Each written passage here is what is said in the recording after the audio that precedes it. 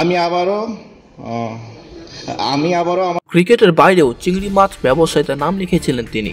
খুলেছিলেন restaurant ব্যবসাও, তবে খাবারের স্বাদটা ঠিক জমে ওঠেনি, তাই বন্ধ করে গিয়েছিলেন সোনার ব্যবসা করতে। সেটি তো খেয়েছেন ধরা।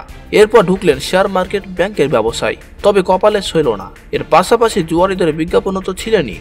রাজনীতিতে জড়াবেন না বলেও ক্যারিয়ারে শেষ সময়ে তার রাজনীতিতে জড়ানো বার্তা দেয় ভিন্ন কিছুরই। ক্রিকেটার সাকিব থেকে স্বপ্ন দেখেছিলেন এমপি সাকিব হওয়ার। এমপি হয়েছিল না তিনি, তবে সাকিব নিজের জেলার মানুষকে ভুলে গিয়ে ঘুরে বেরিয়েছেন অন্য দেশে। ক্রিকেটার সাকিবকে এমপি বানিয়ে আজ চরম বিপাকে মাগুরাবাসী। উন্নয়ন করা তো দূরের কথা, জেলার মানুষ তার দেখা পাওয়া যেন ছিল দুষ্কর। ক্রীড়া মজিদের একাংশ বলেন টাকা চিন্তা করেই সাকিবের এমন ইউটার্ন। এমপি হয়ে জনগণের সেবা করা তো দূরের কথা, লিগ খেলেই কুল পান না তিনি।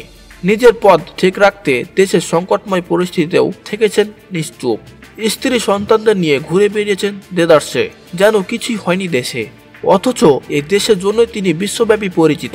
ক্রিকেটে তো দেশকে ট্রফি এনে দিতে পারেননি, বরং যে কয়টা এশিয়া কাপ ফাইনাল খেলেছেন সবগুলোতেই হেরেছেন। বহুজাতিক ট্রফি বলতে বাংলাদেশ জিতেছে একটা ট্রাই নেশন সিরিজ।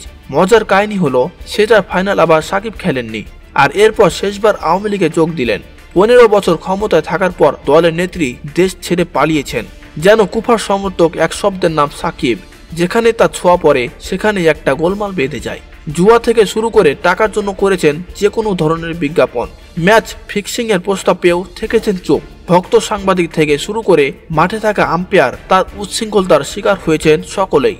একটা সময় বাংলাদেশ ক্রিকেটের মুকুটহীন সম্রাট বলা হতো সাকিব আল হাসানকে। সাকিব আল হাসান আর বিতর্ক যেন এক সুতোয় গাঁথা।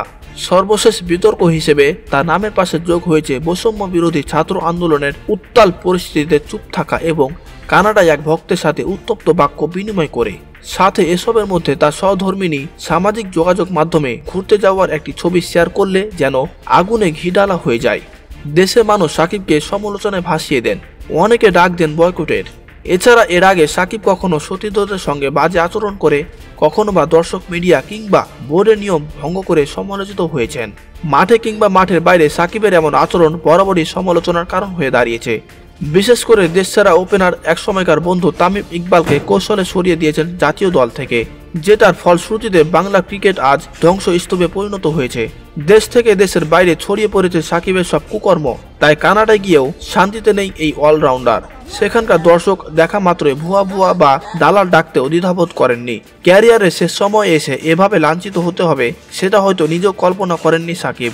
তো প্রিয় বন্ধুরা, এই ছিল কুফা সাকিবকে নিয়ে আজকের ভিডিও বিষয়ে কোনো মতামত থাকলে কমেন্টে জানাতে পারেন। দেখা হবে পরবর্তী ভিডিওতে। ততক্ষণে ভালো থাকবেন, সুস্থ থাকবেন। আল্লাহ হাফেজ।